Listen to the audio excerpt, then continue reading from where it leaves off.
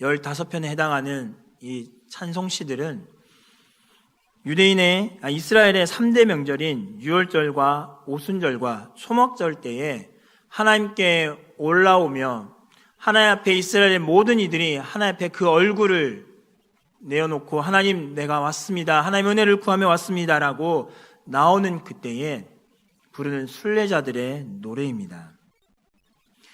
여러분도 잘 아시겠지만 이스라엘은 지형이 일반 해저보다 낮은 곳도 있습니다. 그리고 또한 이렇게 예루살렘 지역 같은 경우는 높은 곳도 있습니다. 특별히 이스라엘 백성들이 유대인의 명절을 맞이해서 하나님께 나오는 그때에 유대 광야를 거쳐서 예루살렘으로 올라오는 과정은 계속되는 오르막의 과정입니다.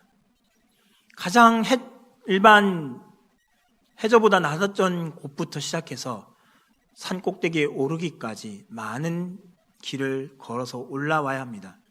지금이야 차가 있고 도로가 뚫려서 차로 올라올 수 있겠지만 그러나 다윗이 있던 그때는 거의 모든 사람들이 걸어서 도보로 올라와야 했습니다. 오르막을 올라가는 것은 쉽지가 않지요. 여러분들도 산에 올라가 보시면 아시겠지만 높은 지형을 올라간다는 것은 그렇게 쉬운 일이 아닙니다. 다리가 아프기도 하고 허리가 아프기도 하면서 중간중간 쉬엄쉬엄 올라가는 길이 오르막의 길입니다. 그런데 이렇게 올라가는 그 길 가운데서 순례자들이 예루살렘 성을 바라보며 노래를 한 소절씩 부른다라는 것입니다.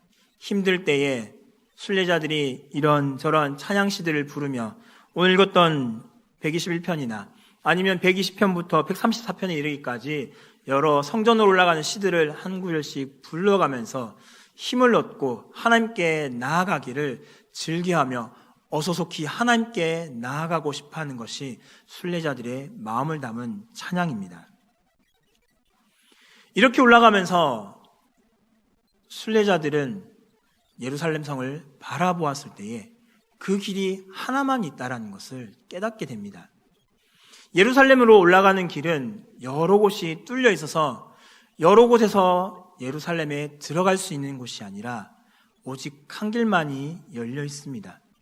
주변은 산으로 둘러싸여 있고 그리고 한쪽 지형은 절벽까지 되어 있는 곳이라 예루살렘 성은 한마디로 전쟁이 났을 때는 난공불락의 성이 되기도 합니다.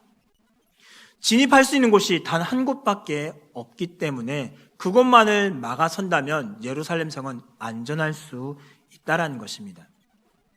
그러면서 순례자들은 올라오면서 보았던 그 산, 높고 높이 솟아있는 이 산들을 보면서 이 산이 우리를 도움을 줄까라고 노래를 부르면서 질문을 던집니다. 내가 산을 향하여 눈을 들리라. 나의 도움이 어디서 올까? 이 산들이 있으니까 우리를 지켜줄까라는 질문을 스스로 던지면서 답을 자신이 합니다. 아니다. 이 높은 산이 있어서 우리 예루살렘 성을 보호해주고 우리를 지켜주는 것이 아니다라고 고백합니다. 답을 알면서 스스로에게 질문을 던지고 스스로에게 답을 하면서 하나님이 어떠한 분이신지를 다시 한 번 더 되새기고 있습니다. 하나님은 어떤 분이신지 시편 기자가 고백합니까? 어떤 분이시지요? 오늘 제목이 뭔가요? 네, 나를 지키시는 여호와라는 하나님이라는 제목입니다. 하나님은 우리를 지키시는 분이다라는 것을 끊임없이 시편 기자는 노래하고 있습니다. 3절에 너를 지키시느니, 4절에 이스라엘을 지키시느니, 5절에 너를 지키시느니, 7절에 너를 지켜 모든 환난을 면하게 하시고 또 내 영혼을 지키시리로다. 8절에 지금부터 영혼까지 지키시리로다. 거의 각 절마다 질문을 던져놓고 답하는 각 절마다 하나님이 지키신다. 하나님이 지키신다. 끊임없이 하나님이 어떠한 분이시냐? 산이 우리를 지켜주는 것이 아니라 하나님이 우리를 지켜주신다라는 것을 끊임없이 강조하고 있습니다. 두 가지로 분류할 수 있습니다. 하나는 육적인 우리의 모습을 하나님이 지키신다라는 것입니다. 이 하나님이 지키시는데 졸지도 않으시는 분, 그리고 낮의 해도 밤의 달도 우리를 상치 못하게 하신다. 내 오른쪽에서 내 그늘이 되신다 라고 고백하면서 우리의 육적인 모습을 하나님이 지켜주신다라고 고백합니다. 이 하나님이 지키시고 계시다라는 겁니다. 그런데 5절 말씀에 보면 여호와께서 내 오른쪽에서 내 그늘이 되시나니라는 말씀이 있습니다. 오늘 보면 오른쪽이라는 단어를 또 다르게 해석하면 남쪽으로 해석할 수 있습니다. 남쪽이란 단어와 오른쪽이란 단어를 똑같은 단어로 쓰고 있습니다.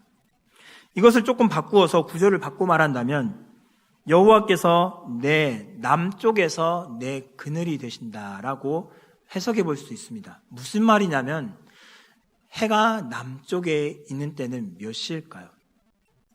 해가 정남쪽에 있는 때가 몇 시일까요? 해가 가장 뜨거운 때겠죠. 12시 되는 그 정오의 태양을 한번 상상해 보십시오. 우리 교회에서 아마 성지순례 다녀오신 분이 있는 걸로 아는데요. 가셨던 분들은 그 날씨를 기억하실 겁니다. 햇볕이 어떻습니까? 우리 여름처럼 그늘에 가도 덥고 햇볕에 있는데도 덥고 하는 그런 지형이 이스라엘 지형이 아니지 않습니까? 햇볕만 쬐면은 40도, 50도에 해당하는 그 뜨거운 열기가 너무나 강렬해서 사람을 숨을 쉬지 못하게, 사람으로 하여금 쉽게 지쳐버리게 만들어버리는 그 태양빛이 이스라엘의 태양빛입니다. 그런데 그 가운데 그늘이 있으면 어떻습니까? 순식간에 40도, 50도에 해당하던 그 열기가 쑥 떨어지지 않습니까? 하나님이 그렇게 해주신다라는 것입니다. 가장 뜨거운 그 정오의 태양빛이 너를 상하게 하려고 하는 그때에 내가 너의 그늘이 되어주겠다라고 하나님은 말씀하시고 계십니다. 주무시지도 졸지도 않는 분이시라는 것을 말씀하십니다. 저희 집에 셋째가 태어나서 요즘에 제가 좀 고생을 하고 있습니다. 집사람이 너무 힘드니까 제가 아기를 보면서 젖도 먹입니다. 젖을 먹이면 어떻게 해야 될까요? 그냥 냅둬야 될까요?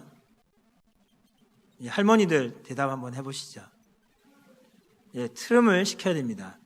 등을 두들겨주고 트림을 시켜야 되는데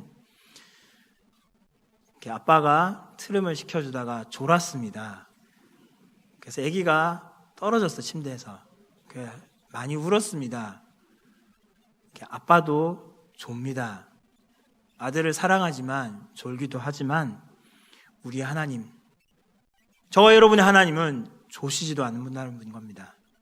일이 피곤하여서 졸 수도 있습니다. 깜빡할 수 있습니다. 사람은 깜빡하지만 저와 여러분을 지키시는 하나님은 이렇지 않다라는 것입니다. 자식을 아무리 사랑하는 부모라 할지라도 피곤하면 졸 수밖에 없는데 저와 여러분을 지키시는 하나님은 졸지도 않으시고 그 눈을 떠서 우리를 보고 계시다라는 겁니다. 마태복음 10장 29절에 31절의 말씀에 보면 참새 2마리가 한 아사리온에 팔린 것이 아니냐. 그러나 너희 아버지께서 허락지 아니하시면 그 하나라도 땅에 떨어지지 아니하리라.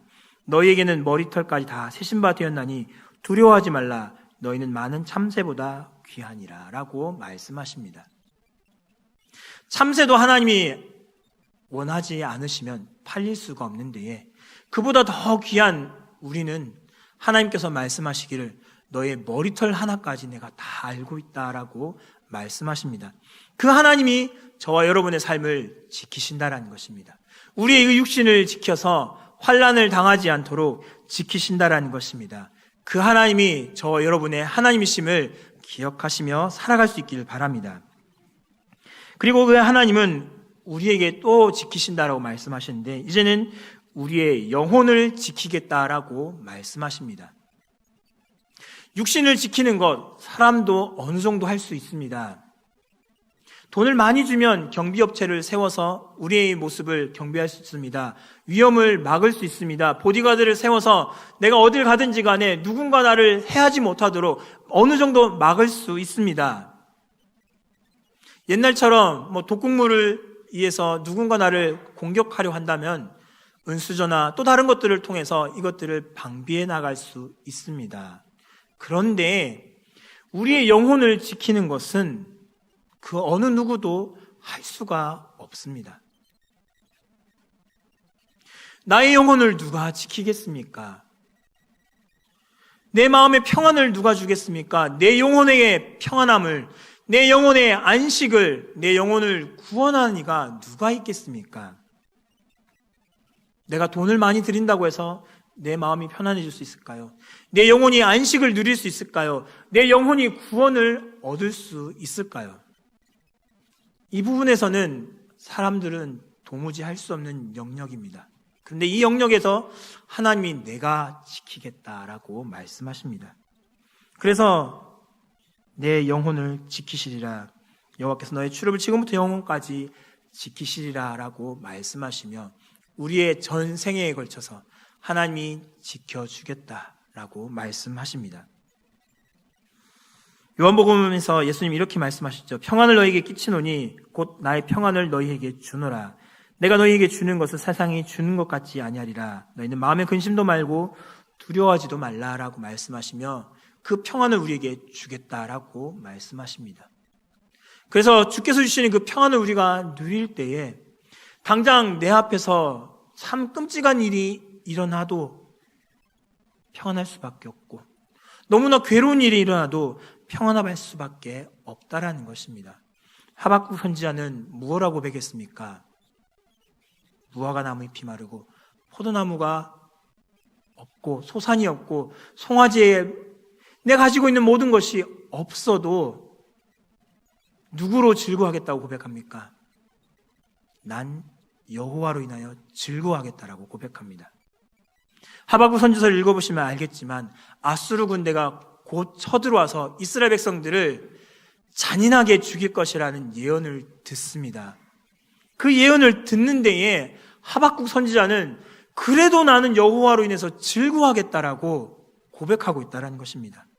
하나님이 지키시기 때문에, 하나님이 함께 하시기 때문에, 하나님이 내 영혼을 지키시기 때문에 당장 내 동족이 죽고 당장 내 가족이 죽으면 내가 또한 이런 일을 당한다 할지라도 나의 마음은 평안하다. 하나님이 지키시기 때문에 라는 고백이 나온다는 것입니다. 이 고백을 누가 하고 있습니까? 오늘 성전으로 올라가고 있는 이들이 이 고백을 하고 있습니다. 하나님이 나의 하나님이시기 때문에 나는 기뻐하고 주 앞에 나아가고 이 경사진 걸음, 어려운 걸음을 올라가면서 나는 기뻐 주 앞에 나아가겠다. 내 하나님은 바로 나를 지키시는 분, 내 육신을 지키시며 내 영혼을 지키시는 분이기 때문에 내가 이 즐거운 명절의 때에 하나님을 만나려고 하는 그때에 더 기쁨으로 나아가 하나님을 만나겠다라고 고백하면서 이 찬양을 하고 있습니다. 이 찬양이 저와 여러분의 찬양이 될 수 있기 바랍니다. 하나님이 나를 지키시는 분, 나의 삶을 지키시고 내 영혼을 지키시고 나와 함께 하시기 때문에 나는 매 주일마다 주 앞에 나오는 것이 너무나 기쁨이 됩니다. 주 앞에 예배하는 것이 무엇보다 기쁨이 됩니다라는 고백을 갖고 나오는 그러한 동일한 고백을 갖고 주 앞에 나오는 저와 여러분의 모습이 될 수 있길 바랍니다. 순례자는 성전으로 올라가기 위해서 어려운 걸음을 올라갔습니다.